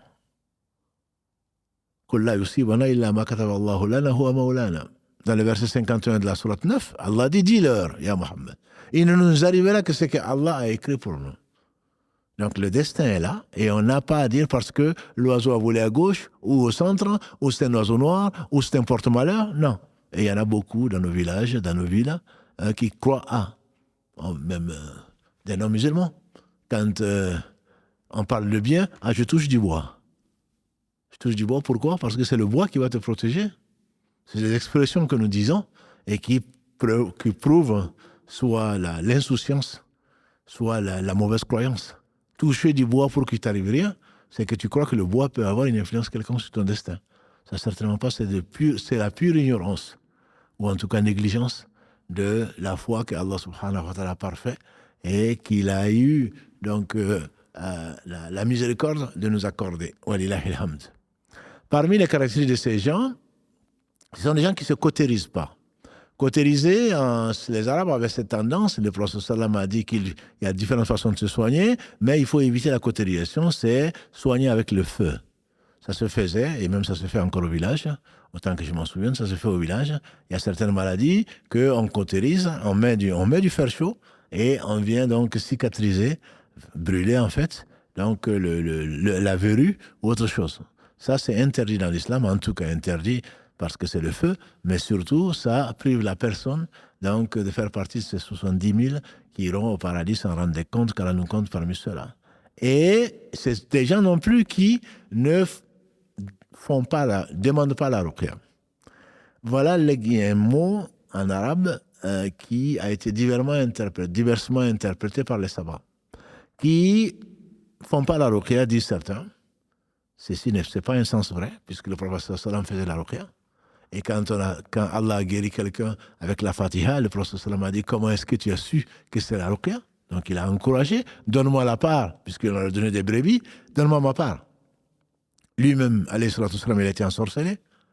Et Allah a révélé les dernières sourates du Coran pour le guérir et qui serviront, Inch'Allah, à la guérison de celui qui y croit. Et donc, c'est qu'il lisait après chaque prière. Il lisait 3 fois les 3 dernières sourates, Al-Ikhlas, Al-Falaq et Al-Nas, après le Fajr et après l'Asr. Et quand il était au lit, il rassemblait ses 2 mains, dit notre mère Aïcha, radiallahu anha, et il crachotait dessus, et il le lisait, les 3, il se le passait sur tout le corps en commençant par la tête, et jusqu'à là où ses mains pouvaient atteindre, et il le répétait. Et il le faisait 3 fois. Donc, il se faisait lui-même la ruqya. Donc, on ne peut pas comprendre ce mot en disant que c'est ceux qui ne se font pas la ruqya. Ce qui fait que certaines personnes, même touchées par ce que vous appelez le mal occulte, la sorcellerie ou la possession, refusent de faire la ruqya. Ça, c'est une mauvaise interprétation dans la mesure où le prophète sallam lui-même se faisait la ruqya. Ça a été interprété également par le fait et c'est peut-être la bonne interprétation, en tout cas, les savants contemporains disent, c'est le fait de demander la ruqya à quelqu'un. Et ça, malheureusement, ils sont nombreux. Pour un oui, pour un non, est-ce que vous n'avez pas un bon imam pour faire la ruqya comme si ce n'est pas Allah qui guérit? Voilà. Donc, demander la ruqya à quelqu'un, c'est soigne-moi. Alors qu'Allah a descendu, il a mis dans le Coran ce qui, verset 82, entre autres, la sourate 17, il a mis dans le Coran ce qui est une miséricorde et une guérison pour les croyants. Et donc, il est bon de se le faire soi-même, de lire ce qu'on connaît du Coran. Je vous dis, on connaît tous, j'espère, la Fatiha. C'est par la Fatiha que le hadith d'Abu Saïd al-Khudri c'est par la Fatiha qu'Allah a guéri un non-musulman qui a été mordu par un scorpion ou par un serpent. Et après avoir lu la Fatiha, l'homme s'est levé, c'était le chef de tribu, comme s'il n'avait jamais été malade. Donc, est-ce qu'on serait incapable de lire la Fatiha? Est-ce qu'on serait incapable de lire Al-Falaq? On serait incapable de lire Al-Ikhlas? On serait incapable de lire Al-Nas? Non. C'est parce que, comme le dit le Cheikh Uthaymin, c'est parce qu'on teste. On a vu hier dans le cours sur la prière, dans le livre Description de la prière du Cheikh Mohammed Saleh Al-Uthaymin, qu'Allah lui fasse miséricorde, on a parlé du khushu' hier soir pour ceux d'entre vous qui suivez ce cours-là. Il a dit, le khushu', c'est l'âme même de la prière. Et on peut avoir des waswas. Et comme il y en a beaucoup, des insufflations sataniques. Il dit que c'est un diable qui vient nous rappeler, il ne faut pas oublier ça, il ne faut pas oublier de faire ceci, il faut penser à ceci, cela, pour nous perturber. Et à la fin de la prière, finalement, on ne sait même pas ce qu'on a dit. Il s'appelle Hanzab. Si ça t'arrive que tu ne saches même plus où tu en es, que tu craches 3 fois à gauche, A'udhu billahi minash shaitanir rajim, je cherche protection auprès d'Allah contre Satan le lapidé. Bien sûr, pas en groupe. Quand tu es seul, oui, tu ne vas pas cracher sur ton voisin de gauche, ça peut mal finir. Donc, tu le fais, et celui qui a rapporté le hadith, il a dit, je l'ai fait, et Allah m'a guéri. Ça veut dire quoi? Le Cheikh Uthaymin, il dit, à juste titre pour moi en tout cas, il dit, il a cru. Il y a 3 choses. Il y a le remède, il y a le receveur, et il y a celui qui guérit. Celui qui est le médecin, le thérapeute, il était sûr. C'est Mohammed sallallahu alayhi wa sallam, il a dit il faut le faire. Donc il ne parlait pas de lui-même. Il n'y a pas de doute dessus. Quant au médicament, le remède, très certainement, c'est un remède qui est sûr aussi. Parce que le prophète sallam a dit il faut dire A'udhu billahi minash shaitanir rajim. Il n'y a pas de doute que ça va marcher. Et il a dit s'il y a un problème, c'est le receveur. Et en effet, on a souvent, nous, tendance à essayer. Ben écoute, hein, j'ai du mal, bon, je vais essayer ça, comme quelqu'un qui va essayer un médicament, au cas où ça ne marche pas, quoi. Au cas où ça marche. C'est la conviction profonde que Allah subhanahu wa ta'ala guérit, et il n'a pas besoin de quoi que ce soit pour guérir, comme pour faire quoi que ce soit. Cette conviction qui amène à la guérison, ce n'est pas la Fatiha ou le Coran ou une quelconque formulation ou formule qui va te guérir. C'est Allah qui te guérit au travers de la foi profonde que tu as en lui, en sa capacité de guérir, c'est ce qui te guérit et non l'inverse. Donc, qu'Allah lui fasse miséricorde, je trouve que c'était quelque chose de très sensé. Et donc, c'est ce qui ne font pas d'incantation ou qui ne font pas de ruqya, entre guillemets, on peut le comprendre dans ce sens-là. Fais-le toi-même et ne va pas payer 300 € ou même 50 € à quelqu'un qui va te lire sur une bouteille d'huile, on a déjà parlé, qui coûte je ne sais plus combien, parce que c'est sur lui que tu comptes pas sur Allah. Et le dernier effet. Une troisième hypothèse pour expliquer cette ruqya, c'est ruqya en arabe, ce sont des incantations. Ce sont des incantations. Ça veut dire que c'est quand quelqu'un vient et il raconte des choses que tu n'entends pas, il est en train de parler à des djinns ou à autre chose, des esprits. Et donc ça, c'est interdit. L'islam est venu permettre le traitement des maladies, mais par des choses qui sont compréhensibles, où il n'y a pas d'association. Demander à un djinn de faire ceci, cela, bien sûr, c'est la pire. C'est la pire des réponses à donner, c'est la pire des attitudes. C'est associé à Allah subhanahu wa ta'ala. Certains disent qu'ils ne font pas de ruqya, c'est-à-dire, sous-entendu, qu'ils ne font pas d'incantation interdite. Voilà, il y a ces trois interprétations. Au moins, celle-là, alhamdulillah, la dernière, on ne la fera pas. La deuxième, c'est peut-être au moins quelque chose à éviter, de compter sur autre que Allah. Et c'est le dernier point caractéristique des gens qui entreront au paradis sans avoir de comptes à rendre, qu'Allah nous compte encore parmi ceux-là, c'est ceux qui mettent leur confiance en Allah. Ceux qui mettent leur confiance en Allah, c'est-à-dire qu'ils utilisent des causes, mais qui ne comptent pas sur ces causes-là. Ils utilisent des causes, mais ils ne comptent pas sur ces causes. Parce que la hawla wa la quwwata illa billah. Il n'y a de force et de puissance que par Allah. Donc, quand quelqu'un voit quelque chose arriver, dit Ibn Qayyim, c'est quand tu vois ce que tu attends que tu ne te réjouisses pas. Ben, heureusement qu'il est passé par là. Ah, enfin, le bus arrive. Non, ce n'est pas le bus qui t'amène. Le bus était moyen, l'avion était moyen, la personne était moyen. Ce n'est pas elle qui te sauve, c'est Allah qui te sauve. C'est Allah qui a envoyé ce bus ou cet avion ou cette personne pour te sauver. Ce n'est pas la personne qui te sauve. Donc, c'est mettre sa confiance absolue en Allah. Et une question donc qui a été écrite également, qui a été demandée, quelle différence y a-t-il entre la confiance en Allah et le sabr? Le sabr, c'est autre chose. Le sabr, c'est la patience, c'est la persévérance.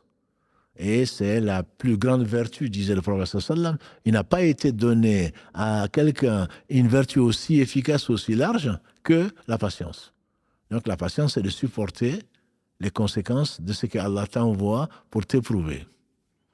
Et l'imam Shafi'i, qu'Allah fasse miséricorde, dans la sourate, l'explication donc de la sourate Al-Asr, والعصر إن الإنسان لفي خسر إلا الذين آمنوا وعملوا الصالحات وتواصوا بالحق وتواصوا بالصبر.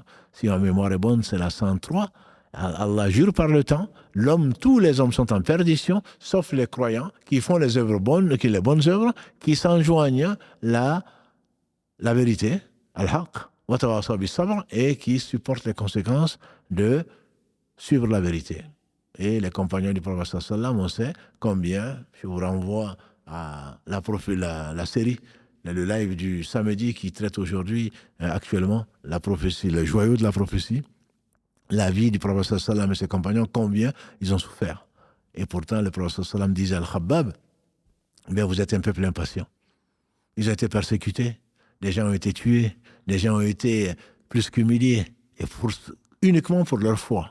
Et ce n'est pas ça qui les a fait abandonner leur foi. C'est la raison pour laquelle, donc, le sabre, c'est une vertu extraordinaire. Et le prophète sallam disait, Ajaban li'amil mu'min, et étonnante la situation du musulman, tout ce qui lui arrive est du bien. S'il lui arrive ce qu'il aime, il remercie Allah et c'est compté comme du bien. S'il arrive à ce qu'il n'aime pas, il patiente.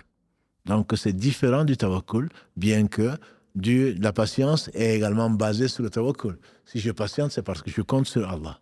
Mais le tawakkul, c'est l'un des savants disait, Ibn Qayyim en particulier, il dit c'est peut-être le point culminant de la foi. On peut tous avoir la foi à différents niveaux, mais mettre sa confiance en Allah, c'est quelque chose d'extraordinaire.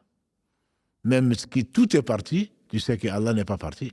Tu sais qu'Allah peut créer ce qu'il veut. C'est pas parce qu'il y a pas ceci et cela. Les causes ne sont pas réunies, mais Allah a donné, n'est-ce pas, à Mariam un enfant sans être marié, qui s'appelle Jésus, fils de Marie. Allah a créé Adam sans père ni mère. Donc même si les causes ne sont pas là, les causes secondes ne sont pas là, Allah est la cause première de toutes choses, de tout bien surtout. Et donc ça, le tawakkul, c'est vraiment le point culminant de la foi, disent certains savants. Qu'Allah nous compte donc parmi les 70 000 ou 70 fois 70 000 qui entrera au paradis sans qu'on leur demande des comptes. Et on le retrouve également dans le hadith d'Abu Huraira, qu'Allah l'agrée, où quand il parle de la grande intercession, quand ils vont passer par Adam, Nuh, Ibrahim, Moussa, Isa et Mohammed sallallahu alayhi wa sallam, il dira c'est bien moi. Donc il va intervenir pour intercéder auprès d'Allah subhanahu wa ta'ala pour qu'il juge les différents. Et Allah lui dira, relève la tête et demande. Et tu seras exaucé et fais rentrer les gens qui n'ont pas de compte par la porte de droite. Et ils auront aussi à partager les autres portes. Car Allah nous compte parmi ceux-là. Et bien sûr, c'est une faveur d'Allah et aucun d'entre nous ne rentrera par ses bonnes actions. Et le prophète sallam a dit, Wallahi, je ne sais pas ce qu'on fera de moi-même. Hadith rapporté par le Bukhari. Et aucun d'entre vous ne rentrera par les bonnes actions, par ses œuvres. Ils ont dit même toi, et il dit même moi, si Allah ne me fait pas miséricorde. Hadith rapporté par les deux, Al-Bukhari et Muslim, qu'Allah le fasse miséricorde, nous fasse rentrer au paradis sans nous demander des comptes. Il est déjà 22 heures, et donc je pense que Karim, tu peux préparer, après la question écrite à laquelle je peux répondre, tu peux préparer. Donc la dernière question écrite, à laquelle on répond tout de suite, donc c'est, je fais du dhikr, je suis arrivé en retard à la mosquée, j'ai fait du dhikr et j'ai trouvé des gens autour d'un drap blanc, en train de faire du dhikr à haute voix, et j'ai prié malgré tout.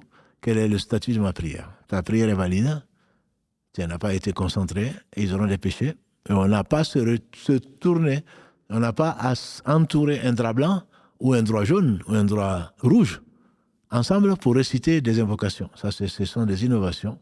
Aucun compagnon du prophète sallam ne l'a fait. Ne parlons pas de Mohammed sallallahu alayhi wa sallam. Et d'ailleurs, si vous en rappelez, on a parlé mercredi donc des invocations.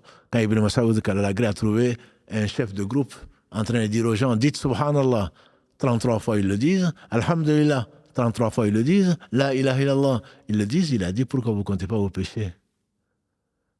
Pourquoi vous ne comptez pas vos péchés? Ça n'a jamais été une pratique que dans ces derniers temps-là, en tout cas pas du temps du prophète sallam, ni de ses compagnons qui sont les meilleurs, et ils ont certainement pris des péchés en t'empêchant toi de prier. Et donc il faut faire attention quand on est dans une mosquée, on doit respecter la mosquée, on doit respecter les autres pour qu'on nous respecte. Chacun doit faire des dhikr à basse voix, mais ça on le verra, Inch'Allah, le mercredi. Et on s'arrêtera là pour l'instant pour ces quelques questions avant de les reprendre, Inch'Allah. Karim?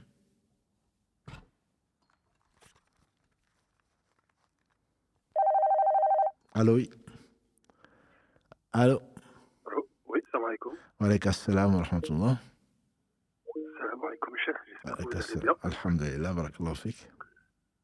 Tout d'abord, je ne sais pas comment l'absence est évaluée lorsqu'on invoque pour notre frère en son absence, afin que les anges invoquent pour nous en disant ainsi qu'à toi aussi. Ouais. Mais s'il suffit d'être au bout du fil alors que notre Seigneur Allah Azzawajal vous accorde le paradis sans avoir à rendre des comptes, Amin, barakallahu fik. que vous fassiez partie des 70 000, Amin, à vous, barakallahu. ainsi qu'à toutes les personnes qu'Allah a choisies pour vous Amin. accompagner dans cette Amin, formidable épreuve. barakallahu fik, jazakallahu khairan. Qu'Allah te compte parmi eux aussi. Amen. En France, on n'a pas beaucoup, on n'a pas beaucoup accès à la science des imams. Et c'est, je pense, ce qui fait le succès de votre émission, parce que vous nous facilitez beaucoup la tâche dans notre quête d'apprentissage. Alhamdulillah. Et nous sommes conscients, je pense, que c'est une très grande épreuve pour vous qui engage votre responsabilité. Ouais, Alors sûr. on implore Allah de vous pardonner Amen, vos amen. fautes Amen. si faute il y a, si erreur Il il y y a. en aura certainement, c'est sûr. On a Barakallah vous les fik, comptes pas. barakallah fik pour ces magnifiques invocations. Avant de vous poser ma question, en fait, il faut que je vous expose le contexte. Oui. C'est un papa converti à l'islam, alhamdoulilah. Il a 3 enfants, dont 2 filles et un garçon. Il a présenté l'islam à une de ses filles qui, elle aussi, alhamdoulilah, s'est convertie. Alhamdulillah. Ce papa, aujourd'hui, est très malade. Il est dans une maison de repos en soins palliatifs. Et il a fait une procuration à sa fille convertie afin que les décisions de ses derniers choix médicaux lui incombent, en fait. Alhamdulillah. Notamment sa volonté d'être évidemment enterré selon les rites musulmans. Ouais. Alhamdulillah. Alhamdulillah. C'est une très grande épreuve pour cette sœur, Sûr. étant donné que ce décès n'est pas encore arrivé, qu'Allah la facilite. Amen, amen. Et sa sœur lui a posé une question aujourd'hui, une question qu'elle m'a posée, à laquelle je n'ai pas trouvé de réponse. Non. Excusez-moi, je suis un peu malade. Donc, Alhamdulillah, qu'Allah te guérisse. amin. En fait, sa sœur lui a demandé,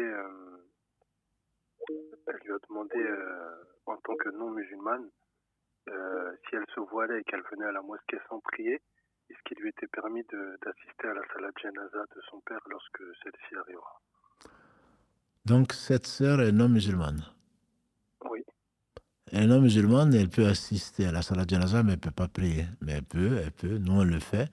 On accepte, pas plus tard que la semaine dernière, on avait un chrétien, son père était là, son frère aussi. Nous, on les accueille, on les fait asseoir et ils participent à la prière. Ils assistent à la prière. Ils font certainement la prière qui leur convainc, mais ils ne prient pas comme les musulmans parce que ce serait de l'hypocrisie que de faire comme les musulmans alors qu'elles ne le sont pas.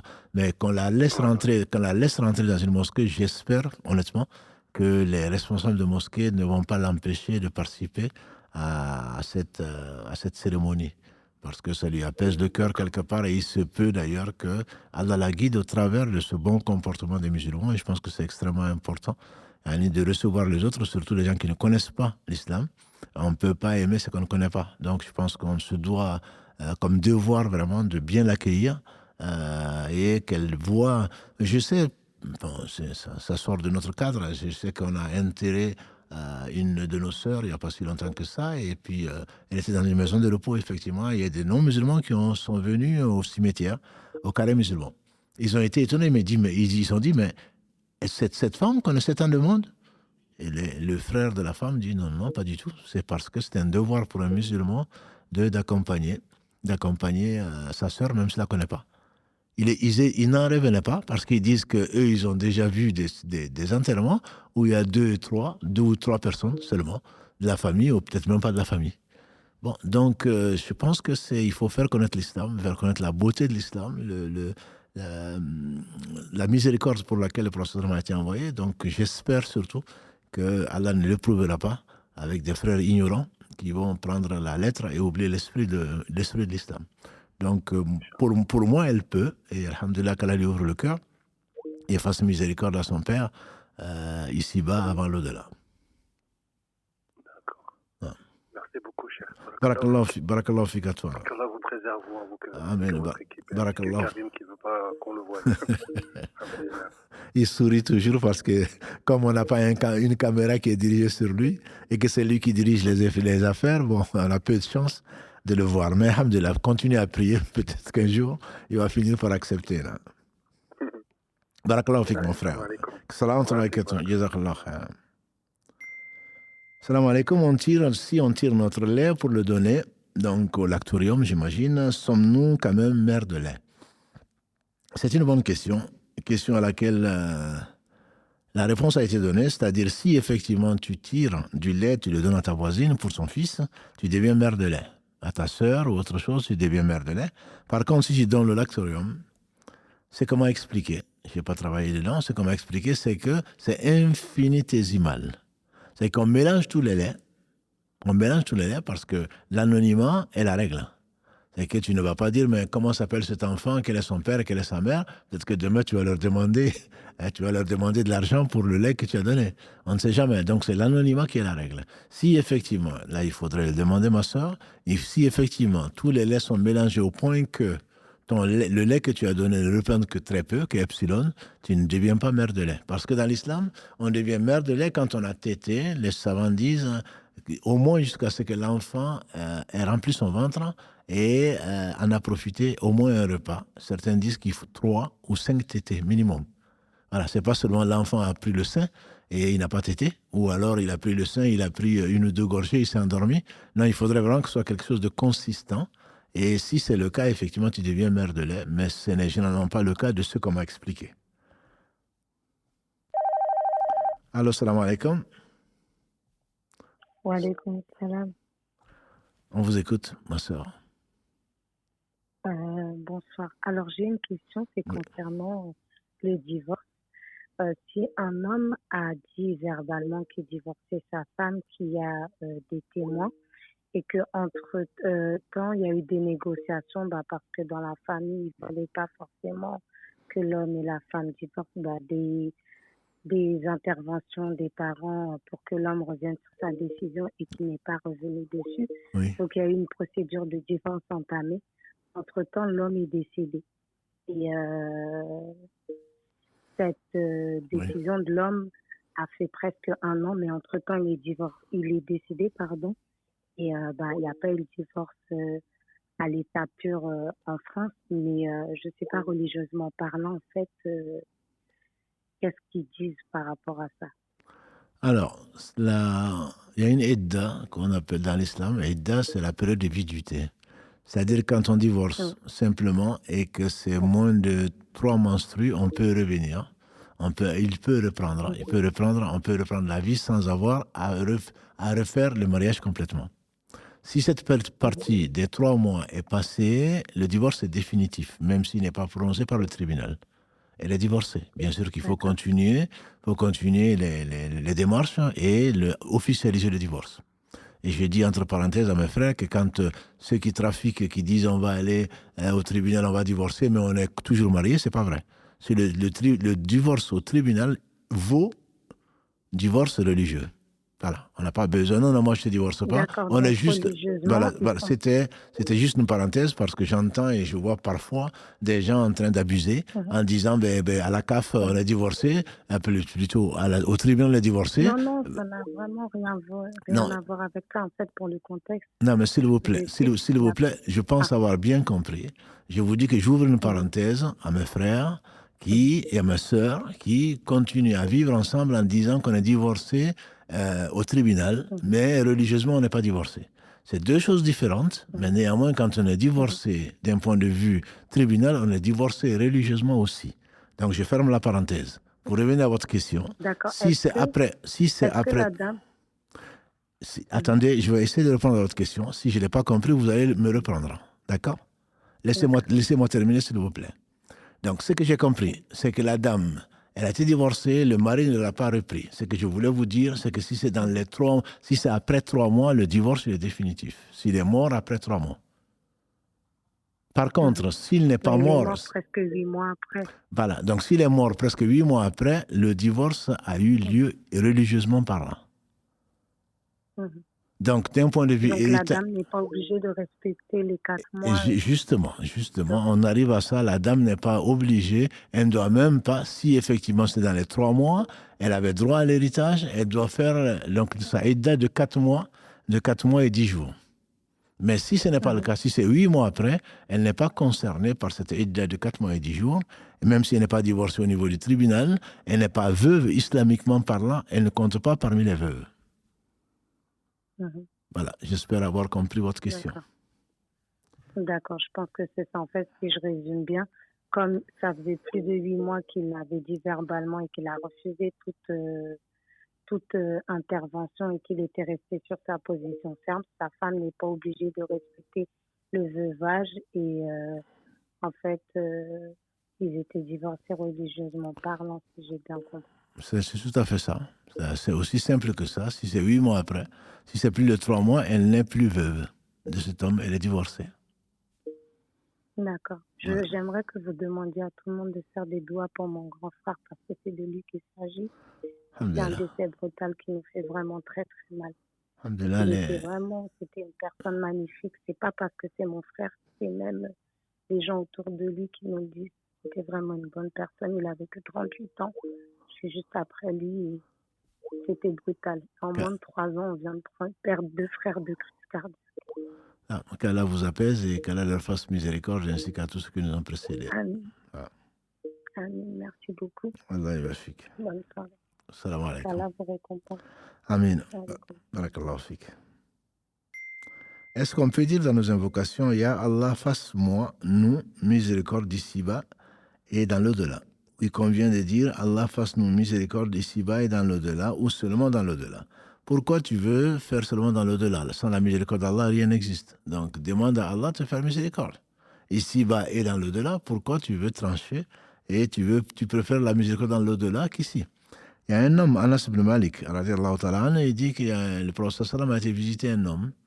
Cet homme était chétif. Il était maigre, comme on ne peut pas imaginer. Le prophète, alayhi salatu salam, qui ne parlait pas de lui-même, il dit, peut-être que tu faisais, toi, des invocations ou autre chose. Il a dit, oui, effectivement, j'ai demandé à Dieu de me châtier ici pour ce que je pourrais être châtié dans l'au-delà. Il a dit, pourquoi tu ne dis pas, Seigneur, donne-moi belle part dans ce bas monde, belle part dans l'au-delà, et préserve-moi du châtiment du feu, le verset 201. La sourate al-Baqarah, Rabbana atina fi dunya hasanatan wa fil akhirati hasanatan wa qina adhaban nar. Donc, c'est au lieu de demander à Allah la miséricorde que là-bas, tu ne peux pas exister sans Allah. Rien n'existe sans la miséricorde d'Allah. Pourquoi tu veux te priver de la miséricorde d'ici-bas, même si ça ne représente pas grand-chose, par rapport à la miséricorde dans l'au-delà? Donc, tu te dois de demander à Allah miséricorde ici et dans l'au-delà. Allô, salam alaikum. Allô, salam alaikum. Wa alaykum salam. Barakallahu fikoum de m'avoir pris en appel. Moi, j'avais une question. Je voudrais savoir si la possession, elle existe. Donc, est-ce que les djinns peuvent nous posséder? Parce que bon, je vais vous expliquer brièvement le cas de figure de mon petit frère. Il se sent possédé, hein, et une fois devant moi, il y a une chose qui s'est manifestée en lui, en fait. Pour la première fois, quand j'ai vu ça, ça m'a assez surpris. Et ça fait quelques mois qu'il se plaint de ça. Hein. Donc, il ne comprend pas ce qui lui arrive lui-même. Donc, j'aimerais savoir si vraiment les cas de possession existent. Vous avez été vous-même témoin donc d'un cas. La possession existe, les djinns existent, c'est le titre de la sourate 72. La possession existe. D'accord. Et Allah subhanahu wa ta'ala guérit le possédé, notamment par l'écoute du Coran. Donc c'est pour ça qu'on parle de ruqya souvent, et c'est par l'écoute du Coran. Donc mettez du Coran, Al-Baqarah ou autre, et voyez comment il réagit, vous risquez d'être effectivement surprise. Ça existe. En fait, oui. En fait, ce que je comprends pas, c'est qu'il met du Coran, hein, il le fait passer en boucle, il fait des ruqya sur ruqya avec des imams, oui. Mais cette possession, elle est toujours là, en fait. Oui, mais c'est des remèdes qui n'ont pas marché. Mais il se peut que, de lui-même, il se peut qu'en lisant la Fatiha, il se peut qu'Allah le guérisse. C'est ce qu'on disait tout à l'heure, hein, c'est qu'il ne faut pas être testé, tel imam, un bon raqi, un bon ceci, non. C'est Allah qui est bon, c'est Allah qui guérit. Exactement, il faut être convaincu qu'il ne cherche pas forcément l'imam 2.0 ou je ne sais quoi d'autre, ou qui a beaucoup de succès. C'est ce que je lui ai dit plusieurs fois, je lui ai dit tous ces imams, si vraiment c'était efficace, ça aurait été efficace dès la première fois. Donc c'est Allah qui accepte. Il y a des gens comme Saad ibn Abi Waqqas, quand il demandait à Allah, Allah l'acceptait. Donc il y a des gens que Allah a aimé et il répond à leur invocation. Donc, qu'il le fasse et que vous le fassiez, vous pouvez le faire. Les gens qui l'aiment savent vraiment comment il souffre, ce sont à eux de le faire. Un imam qui le voit, bon, ben c'est un numéro parmi d'autres.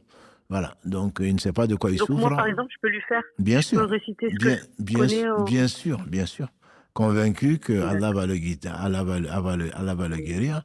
Vous devez le faire d'ailleurs, je dirais. Moi, j'ai dit même vous devez le faire pour votre frère que vous aimez nécessairement. D'accord. Barakallahu fikoum. En tout cas, merci beaucoup pour la réponse. Qu'Allah vous accorde le paradis. Amin. Barakallahu fik à vous aussi. Salam alaikum. Alaykoum salam wa rahmatullahi wa barakatuh. J'aimerais savoir, je fais la prière de nuit en utilisant mon téléphone pour lire la sourate que je n'ai pas mémorisée. Est-ce que c'est autorisé? Moi, je leur dis, est-ce que je peux le faire? Toi, tu le fais déjà. C'est ce qu'il ne faut pas faire, mon frère ou ma soeur. Il faut demander avant de faire. Nous, notre attitude en général, on fait ce qu'on fait. Et ensuite, on revient à l'islam. Est-ce que l'islam autorise ça? Mais c'est déjà fait. Donc, tu as déjà pris le péché au cas où ce n'est pas autorisé. Avant de faire, l'adoration est tawqifi. On le dit, les savants le disent, l'adoration, c'est on s'arrête. On ne fait pas ce qu'on veut dans l'adoration. Ou alors, on adore ses passions. Donc, je profite de l'occasion pour dire à nos frères, avant de faire du bien, ce que je crois être du bien, demande est-ce que c'est du bien déjà? Et vérifie que c'est du bien. À ce moment-là, tu peux le faire. Mais pourquoi vouloir ça, se rapprocher d'Allah par un autre moyen que ce qu'Allah aime? Donc, pour répondre à ta question, c'est permis. C'est permis d'utiliser le téléphone ou c'est permis d'utiliser le mushaf, puisqu'il n'y avait pas de téléphone avant, pour réviser. Pour réviser, c'est que tu vas réciter dans la prière de nuit. Simplement, ce n'est pas sunna. La sunna, c'est vraiment de méditer sur le Coran, surtout la nuit quand les autres dorment, et de méditer son sens. Voilà, pas dans le sens de regarder la traduction, etc. C'est pas du quantitatif, c'est du qualitatif. Tu ouvres ton cœur et Allah laisse rentrer sa parole bénie dans ton cœur. C'est pas la quantité. Le prophète sallam, on dit qu'il est resté toute une nuit, une bonne partie d'une nuit, en train de réciter les versets 190, 191, peut-être les 192 de la sourate Ali Imran, toute une nuit. Et pourtant, il connaissait le Coran par cœur, forcément. Inna fi khalqi samawati wal ardi wa ikhtilafi al-layli wan nahari la ayatin li ulil albab.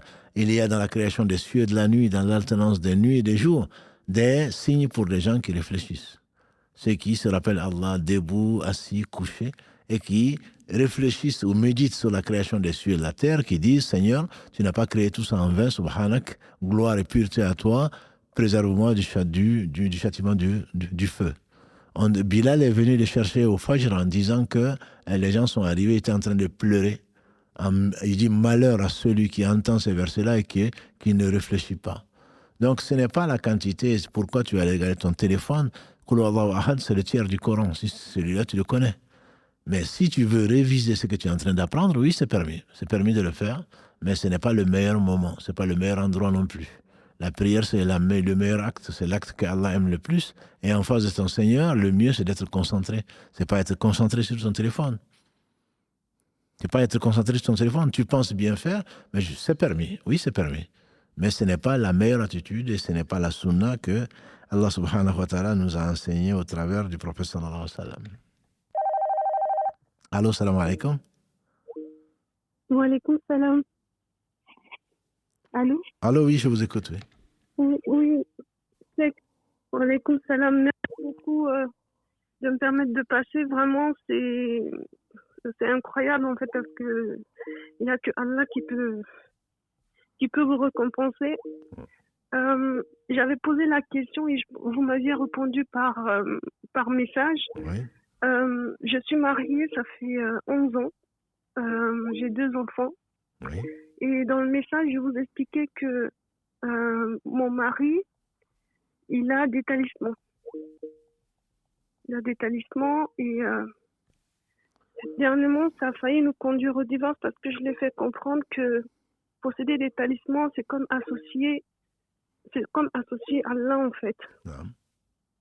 Et là, je lui ai fait comprendre que j'ai retrouvé les talismans qu'il m'avait dit qu'il a détruits. Et il m'a juré sur le Coran que ce n'est pas le cas, qu'il ne les a pas gardés. Et je lui ai montré là où j'ai vu. Mm-hmm.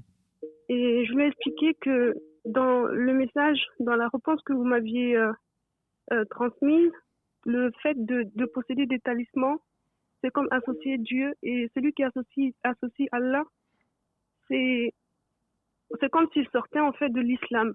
Mm-hmm. Et que dans ce cas, je ne peux pas continuer à cheminer avec lui, sachant que c'est comme s'il n'est plus musulman en fait. Mais il refute et il me fait comprendre que ce n'est pas le cas, que voilà, du coup je suis complètement perdue en fait. Je pense qu'on en a déjà discuté. Oui, tout à fait. Voilà, franchement, on a déjà discuté. Je ne suis pas celui qui va vous dire de divorcer. Ça, c'est sûr. Si c'est ce que vous attendez, je ne vais pas vous le dire. Prenez votre décision. Simplement, je pense qu'il faut au moins faire intervenir des gens, des imams, etc., pour lui démontrer que ce qu'il fait est interdit et que ça peut sortir de l'islam. S'il admet cela, c'est soit il arrête, soit le divorce est automatique. S'il n'est plus musulman, le divorce est automatique. Maintenant, si vous doutez qu'il est encore musulman ou pas, ben vous restez sa femme. Si vous avez la conviction, après avoir demandé aux gens de science qui n'est plus musulman, vous n'avez pas le choix. Même si vous restez ensemble, vous n'êtes quand même pas sa femme. Donc je pense qu'il faut éclaircir ce problème-là. Et d'un point de vue islamique, qu'est-ce que ça veut dire? Les talismans qu'ils jurent sur le Coran, qui n'y sont pas alors que vous les voyez, à qui il ment? Ce n'est pas Dieu qui ment. Si vous les avez vraiment vus. Mais qui disent encore les talismans, oui, je les ai vus, et là même tout de suite, je lui ai sorti, il m'a dit que c'est pas vrai, je lui ai sorti là où ça se trouve en fait. Je lui ai montré, il me dit, en fait il continue à dire que c'est pas lui, alors que c'est là en fait, c'est juste que voilà, c'est vraiment incroyable quoi de... Là je pense que je vais lui montrer cette émission parce que c'est que des signes d'Allah en fait, c'est que des signes d'Allah et... Franchement, je ne m'attendais même pas à tomber sur vous, en fait. Alhamdulillah. Prions Allah pour le meilleur. Et Allah, c'est tout. Il ne faut pas se mentir à soi-même. Il faut discuter avec cet homme qui est le père de vos enfants. Il faut essayer de trouver une solution à condition qu'il revienne vers Allah repentant. C'est tout ce que je peux vous conseiller. Allah yarfik, ma soeur. Qu'Allah vous vienne en aide. Ouais. Lors du soujoud, on ne doit pas demander des choses en dehors des doigts préconisés par le Coran. Personne n'a dit ça. Personne n'a dit ça. On dit le soujoud, la position, donc la prosternation, c'est là où on est le plus proche d'Allah. Donc on doit demander. On n'a pas dit demander par autre chose que le hadith. Si tu connais les invocations du Coran et de la Sunna, on le verra, Inch'Allah, les mercredis, c'est les meilleures invocations parce que c'est sûr. Elles sont concises, elles sont précises et elles sont acceptées. Donc Allah vante ou Allah fait l'éloge des gens qui disent ça. Donc ça veut dire qu'il a agréé cela. Après, si tu ne connais pas ces invocations ou tu demandes quelque chose de particulier, tu peux le dire, il n'y a aucune interdiction, sauf une autre question qui va venir. Est-ce que je peux demander dans une autre langue? Il y a divergence dessus, on a déjà traité ce sujet-là. Tu peux demander, si tu veux demander un Peul, si tu veux demander un Bambara, tu veux demander en Wolof, il n'y a pas de souci. Pour certains, il n'y a pas de problème parce qu'Allah comprend toutes les langues, c'est lui qui les a créées. D'autres disent non, notamment les Malikis, ils disent que quand tu dis Allah Akbar jusqu'à Salam alaikum, tu ne dois dire que l'arabe. Voilà, donc par précaution, pour éviter les divergences, pour éviter l'invalidité de la prière, je ne conseille pas aux gens de dire dans leur langue. Après le salam, on peut demander à Allah ce que l'on veut. Voilà, donc ça c'est une précaution sur laquelle je reviens et ce n'est pas parce que je vous aime pas, c'est le contraire. Je ne suis pas de l'école haram, mais quand il y a des divergences, mieux vaut éviter. Donc, ce qui pourrait amener à l'invalidité carrément d'une adoration telle que la prière. Et je vais répondre à quelques questions écrites encore. Donc, la différence entre le sabre et le tawakkul, on a répondu. Quand on ne comprend pas arabe, on a également répondu. Il y a une question peut-être sur laquelle on va s'arrêter, c'est le mensonge. Voilà un homme qui jure par Allah et qui ment. D'autres hommes, me disent mes sœurs, qui mentent au quotidien, qui donc la sœur forcément n'accorde plus de valeur à la parole donc de cet homme-là ou des gens qui mentent, et je la comprends. Il dit c'est des petits mensonges. Petits mensonges, je dis simplement que le prophète sallam, Asma est venu le voir en disant Ya Rasulallah sallam, c'est pas Bint Abu Bakr, c'est une Ansar. Elle dit Ya Rasulallah, si un mari demande une chose à une femme, elle dit je ne veux pas, alors que elle aime.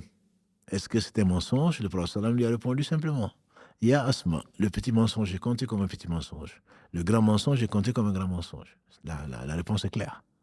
La réponse est claire. Il n'y a pas de petit mensonge.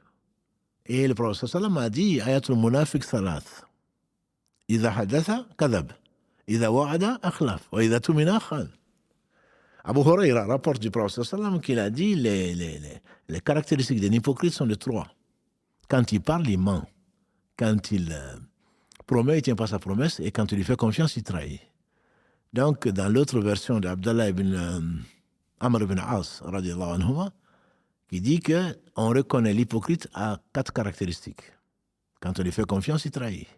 Quand il promet, il ne tient pas. Quand il parle, il ment. Et quand il se met en colère, il n'a ni foi ni loi. Pour dire quoi? Pour dire que le mensonge, Aïcha disait, qu'elle a l'agré, elle disait, il n'y a pas de défaut que le prophète sallallahu alayhi wa sallam arborait plus que le mensonge. Donc, quand tu mens, comment tu veux qu'on te croie? C'est un signe d'hypocrisie, mon frère, tu n'as pas à le faire. Et ma sœur également, tu n'as pas à le faire. Mentir, c'est regarder les gens en face, c'est ne pas croire en Allah. Au moment où on ment, on n'est pas croyant. Allah sait tout, absolument tout. Et tu regardes les gens en face, ils te font confiance, tu dis le contraire de la vérité.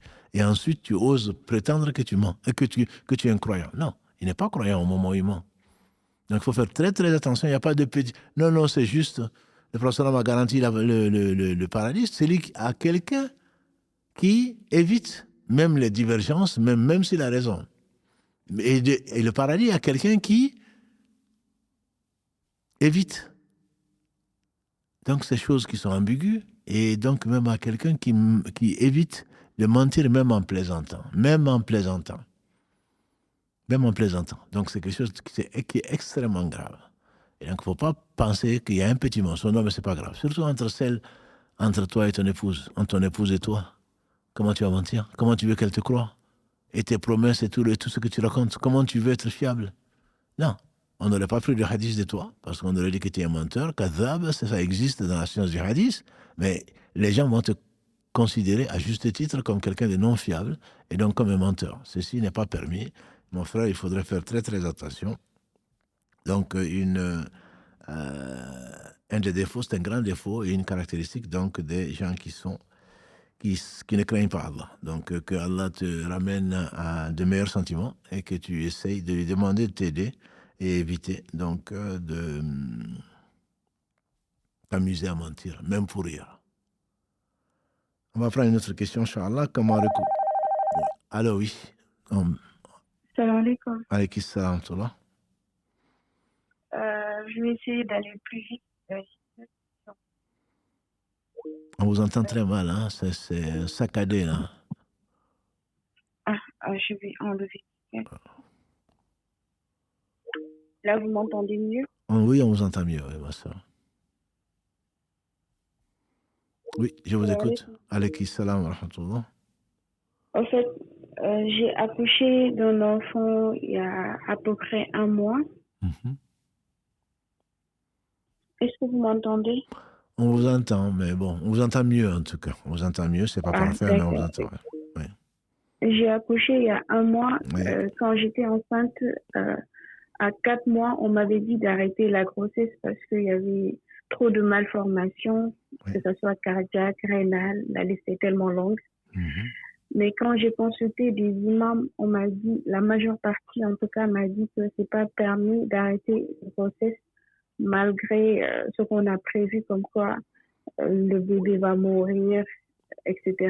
Et même s'il venait à naître, on va pas réanimer, etc. Mais je me suis dit, vu que la majeure partie des imams m'ont dit que c'est pas permis, autant faire comme le dit la religion. Oui. Quand j'ai accouché, par chance, on l'a réanimé. On était tous étonnés que l'enfant soit toujours en vie, sauf qu'actuellement, il souffre énormément.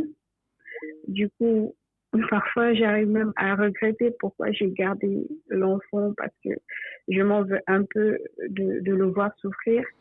Du coup, ma question est, est-ce que je dois demander à ce qu'ils arrêtent, qu'ils débranchent l'enfant? Parce que là, si on le débranche, il meurt. Mais est-ce que je suis permis de demander qu'on le débranche pour un peu le soulager? Alors, je ne connais pas. Oui. Est-ce que j'avais fait le bon choix de ne pas Le bon choix, on va arrêter là. Le bon choix, c'est le destin. Ce qui a été fait est fait. C'est Satan qui vous amène. Si je savais, si je pouvais, ce qui est arrivé. Donc, ne cédez pas. Ne cédez pas à cette tentation. Est-ce que j'ai fait le bon choix ou pas? Bon choix ou pas, de toute façon, le choix a été fait. Il faut l'assumer. C'est tout. Donc, ne restez pas en train de regretter c'est ce que j'appelle le remords. Ça ne fera pas revenir l'enfant, ça ne fera que du mal. Donc, vous avez demandé l'avis religieux, on vous a donné un avis qui ne vous a pas permis d'interrompre donc la grossesse. Je vous renverrai, mais vous n'en avez peut-être pas besoin aujourd'hui. On a fait des émissions samedi sur les fatwas, les permissions religieuses, tant que l'âme n'a pas été insufflée. La majorité des savants disent que c'est avant 4 mois et qu'il y a des malformations, etc.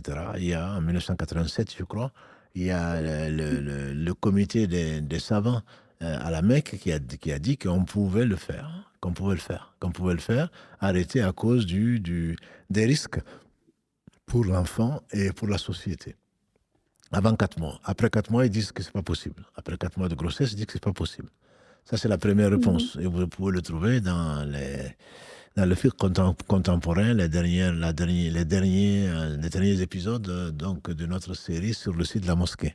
La deuxième réponse que je vous donne, c'est celle donc du comité également de la Mecque, qui a dit qu'on a le droit d'arrêter, entre guillemets, la vie, si on peut parler de vie, si 3 médecins constatent qu'en débranchant un appareil, donc la personne meurt. Et donc, il ne faut pas faire de l'acharnement thérapeutique. Donc ça, c'est quelque chose qui a été fait. Je ne sais pas exactement votre cas, le cas de cet enfant, à quoi ça correspond, mais il y a cette fatwa également que vous pouvez trouver, Inch'Allah, dans le... Et on débranche l'appareil respiratoire. Si on débranche, voilà, si pour eux, il n'y a aucune chance, les médecins, on leur fait confiance, il n'y a aucune chance pour que l'enfant vive sans appareil, et qu'ils ont essayé, et que ce n'est que par l'appareil que l'enfant vit, on a le droit de débrancher l'appareil. Ça, c'est l'avis donc, du comité scientifique donc, de la Mecque. Ça, on en a parlé, je pense, il y a à peu près 2 mois, peut-être un samedi, et vous pouvez le retrouver, Inch'Allah, sur notre chaîne. Et qu'Allah vous facilite et vous récompense pour... Ne restez pas sur ces remords-là. Ce qui devait arriver est arrivé. C'était écrit 50 000 ans avant qu'Allah n'ait créé les cieux et la terre. Donc ne soyez pas dans le remords. Si je savais, est-ce que c'était le bon choix ou pas bon choix? De toute façon, Allah a choisi que cet enfant devait naître. Et bon, il souffre, ce n'est pas de votre faute. N'ayez pas cette mauvaise conscience. Et si j'avais arrêté, il n'aurait pas souffert. Non, Dieu seul sait ce qui n'est pas, si ça avait été ce que ce serait. Donc ne restez pas là. En tant que mère, je peux bien comprendre et j'imagine bien votre souffrance, mais ce n'est pas non plus de votre faute. Vous avez fait un choix qui a conduit à ça. Donc il faut assumer, c'est tout. Ne soyez pas inconsolable. Et maintenant, il faut voir effectivement qu'est-ce qui serait le mieux pour cet enfant-là, sur le conseil médical. Et je vous dis que ces avis-là existent. D'accord. Barakallahu. Allah yarfik. Donc, ce serait le dernier appel, Inch'Allah, parce qu'on est 22h35. On va peut-être prendre à Karim 1 ou 2 questions. Pour se repentir du shirk, doit-on faire comme une personne qui veut se repentir à l'islam ou qui veut rentrer dans l'islam? Oui. Si c'est vraiment du shirk et c'est le shirk akbar, j'ai dit, il y a 2 types d'associations, le shirk asghar et le shirk akbar. Le shirk asghar, c'est juré par autre qu'Allah, c'est autre chose. Mais le shirk akbar, c'est mettre des amulettes, égorger pour des morts, invoquer autre que Allah. Celui qui a fait ça, il est sorti de l'islam. Et il se doit donc de faire le ghusl et d'attester, de regretter bien sûr, Allah seul sait s'il est sincère ou pas, d'arrêter, regretter, décider de ne plus jamais le faire et prendre le droit chemin. Donc c'est comme quelqu'un qui s'est reconverti à l'islam et il n'y a pas de différence puisqu'il n'était plus musulman. Ensuite, donc, la procrastination due à la dépression est-elle vue comme un péché, sachant que je fais mes actes d'adoration, etc. Mais pour avancer dans la vie, j'ai comme un blocage. Mon frère ou ma soeur, c'est une épreuve psychologique, m'a expliqué Karim, et on est bloqué pour faire les choses. Allah seul pourra te juger. Les gens te jugeront en disant que tu es paresseux, mais Dieu seul sait ce qu'il y a. Et donc, dès que tu es désenchaîné, parce que tu es comme enchaîné, et que tu as envie de faire des choses, mais tu remets à plus tard, Mais si tu fais tes œuvres, tes actes d'adoration, il faut continuer à les faire. Demander pardon à Allah de ne pas pouvoir les faire comme il faut. C'est pas ça qui va t'empêcher d'avancer dans ta vie, comme tu le dis. Ça, c'est un blocage. C'est pour ça, souvent, qu'on demande la ruqya, c'est pas ça. Considère-toi comme un cas que Allah a éprouvé, un homme ou une femme que Allah a éprouvé, demande-lui l'aide, écoute du Coran, fais tes devoirs d'adoration sur Allah, et tu ne seras jugé que sur ce que tu peux faire, et pas sur ce que toi tu crois pouvoir faire. Si tu peux le faire, pourquoi tu ne le fais pas maintenant? Tu ne peux pas le faire. Donc, c'est une tentation, c'est une maladie, qu'elle soit psychologique ou pas, et essaye en tout cas de lutter, de te soigner également, voir les psychiatres ou les psychologues, ce qu'il faut pour cela, et en même temps demande à Allah sincèrement, et fais tes actes d'adoration, et Allah subhanahu wa ta'ala sait, il sait absolument tout, donc Inch'Allah, il va te pardonner pour ce que tu n'as pas pu faire. La sorcellerie peut-elle avoir une influence sur le destin? Bien sûr que non. Le destin, on l'a dit, le prophète sallam a dit que ne change le destin que l'invocation. Et on a expliqué ça un mercredi. L'invocation, justement, est dans le destin également. Donc la sorcellerie était dans le destin. Si le prophète sallam a été ensorcelé, c'était dans son destin. Le destin, c'est ce que Allah a dicté à la plume 50 000 ans avant qu'il ait créé les cieux et la terre. Donc tout est dans le destin. Simplement, le destin n'empêche pas, parce qu'on ne le connaît pas, n'empêche pas de ne pas se soigner plutôt contre la sorcellerie ou de n'importe quelle maladie, de chercher une porte une issue de secours quand on est contraint dans quoi que ce soit, dans toutes les affaires. C'est pas parce que je crois au destin que je me croise les bras. La sorcellerie fait partie du destin. Et le sorcier est quelqu'un qui est sorti de l'islam et qui mérite l'enfer, sauf si la personne revient vers Allah repentant avant qu'il ne soit trop tard. Dernière question peut-être, c'est doit-on faire la zakat al-mal sur l'argent prêté depuis un an? Je pense qu'on a déjà répondu à cette question, mais je vais y répondre. Je pense même la semaine dernière. L'argent emprunté, il y a au moins 5 avis dessus. On va prendre les 2 avis les plus fréquents, ou les 2 avis peut-être les plus pertinents. Le premier avis, c'est que c'est de l'argent prêté, et c'est à quelqu'un de confiance, et que tu peux lui donner une semaine, il va te le rendre, si tu en as vraiment besoin. Tu peux lui donner un mois, il peut te le rendre. Donc ça, c'est ton argent, et tu dois sortir la zakat dessus. Et l'autre cas, c'est que tu as prêté à quelqu'un qui est dans le dénuement, tu sais qu'il ne peut pas te le rembourser, ni aujourd'hui, ni demain. Et donc, il va être gêné. Là, tu attends que la personne te ramène l'argent. Le jour où tu vas te ramener l'argent, même si c'est 10 ans après, tu sors une seule zakat. Il y a 3 autres cas que je ne vais pas détailler. Donc, ça dépend si c'est vraiment, tu as prêté à quelqu'un et que c'est quelqu'un qui est fiable et que tu sais qu'il va te le rendre quand tu en auras besoin. C'est ton argent dont tu disposes. Donc, tu dois sortir la zakat dessus si c'est le sens de ta question. Donc, on va arrêter là, Inch'Allah. Qu'Allah bénisse votre temps et nous fasse profiter de la chance que nous avons d'être en contact et de pouvoir aider les uns les autres, de pouvoir prier pour les uns les autres, parce qu'un jour viendra où les gens prieront pour nous. Donc tant que nous sommes là, alhamdulillah, on remercie Allah subhanahu wa ta'ala et d'être utile, Karim et moi en particulier, qu'Allah subhanahu wa ta'ala vous inspire le bien, qu'il vous aime. Donc la semaine prochaine, on va parler spécialement des réseaux sociaux, Inch'Allah. Ça va être ce que Karim appelle notre question de la semaine. Aujourd'hui, pour la question de la semaine, c'était, vous avez compris, l'excision. La semaine dernière, c'était autre chose. Donc chaque live, après le quiz, on va traiter une question en profondeur, entre guillemets. Et la semaine prochaine, Inch'Allah, Karim et moi, nous vous proposons donc de parler des réseaux sociaux en tant que frère, en tant qu'utilisateur, en tant que victime également des réseaux sociaux. Je pense que c'est quelque chose qui vaut le coup. Tout ce qui va être dit, certainement, vous le connaissez, mais c'est juste le rappel profite aux croyants. Donc notre prochain rendez-vous, Inch'Allah, c'est mercredi sur l'invocation et le devoir d'invoquer. Et qu'Allah bénisse les croyants, qu'Allah bénisse vos œuvres, votre vie et surtout votre temps. Et qu'Allah nous aime, qu'Allah nous fasse aimer les gens qu'il aime. Et Allah sait qu'ils le méritent d'être aimés, parce qu'Allah les a aimés, et Allah seul sait combien ils étaient meilleurs que nous. Mais le fait de les aimer, il se peut qu'au travers de ça, Allah nous réunisse tous au paradis. et qu'Allah nous fasse également aimer les œuvres qui conduisent à cet amour-là. C'est Allah qui a enseigné à son prophète sallallahu alayhi wa sallam ceci.